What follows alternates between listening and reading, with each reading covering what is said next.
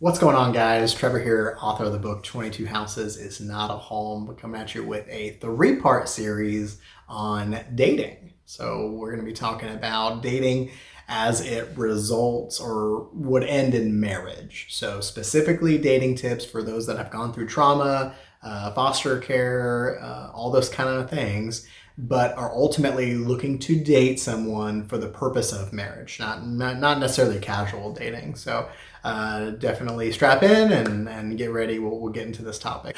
Today we're just going to be doing part one, which is talking about everything done prior to actually looking. So what needs to be accomplished, what in my opinion, my humble opinion, we should be doing prior to looking. So the first thing is we've really got to do some self-care. We got to do some counseling. So coming from trauma, I know it. I've been there.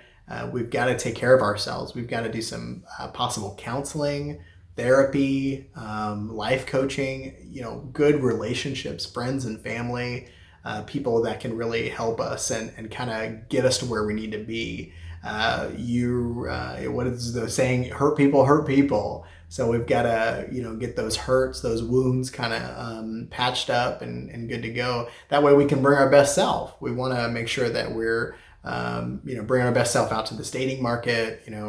People will be drawn to people that are kind of in similar situations. I know that I just said hurt people, but you also attract what you are. So just making yourself the best version that you can is great, and that includes working on our past. And though we've been through trauma, it doesn't define us. It is just a part of who we are. So just acknowledging that and then get to a healthy relationship with that, or a healthy step moving forward. So the next thing is going to be getting to a position where you're self-sustaining. And this includes survival. So if you are in a position where you're not able to survive on your own, and it could look many different ways. Maybe you're staying with your parents or whatever it is, couch surfing, homeless even. This is a situation where I would recommend you not look to date. Seeing it firsthand myself and seeing the situations where folks are looking for love, looking for relationship, and we're wired to do that as humans. We want to look for those things, but I would encourage people to really try and get into a situation where you're self-sustaining, where you're good on your own, where you don't need someone. That's so important. And that way, whenever you're truly ready to start dating and looking for somebody, that you'll be looking for all the right reasons, not for anything like you need somebody, more of like you really want someone and you guys can both kind of complement each other. And I think that's a really good thing. Another thing is to know yourself, and then you're going to unpack a lot of that whenever you start doing counseling, therapy, and all those kind of things. It's critical. It's critical to know yourself, know your triggers, your trauma, your issues and things like that. And so by knowing that, you can really know kind of what you're looking for. So next big thing I would say are three big rocks that you really should focus on whenever you're getting ready to step out there, what things you should be kind of looking for. I would say values, faith, and family. So values, let's talk about that first. So values, what do you value? Are you conservative? Are you liberal? Are you in the middle? This goes, far beyond any of that, but just understanding what you value, what do you care about? It's really important that you find a potential spouse or someone to date toward that end that has the same values. This is going to save you tremendous amount of pain and anguish and arguments.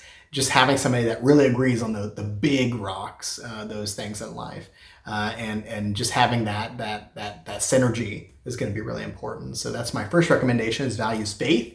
Just as important, I would say, faith. You've got to have someone that views, their faith in the same lens that you do. Someone, if you're Christian, what kind of Christian are they?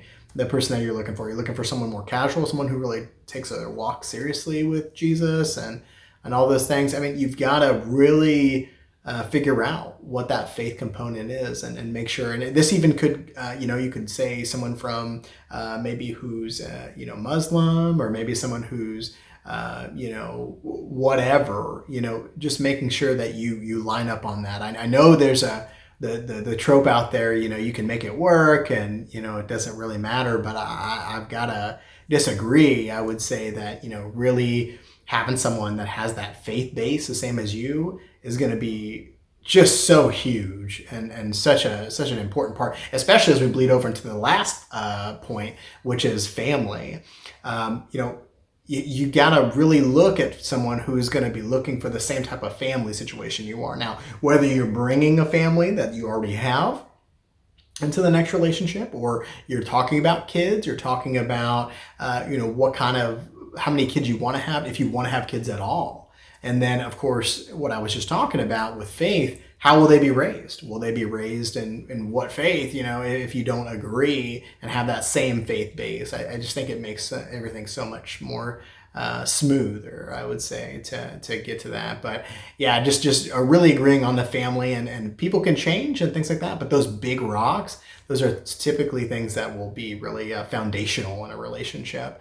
And then you can really just kind of start looking for somebody who really, and kind of weed through people and make sure that that's what they really believe. So anyway, well, thanks for stopping by. Looking forward to getting to the next part, and we'll catch you next time. Thanks.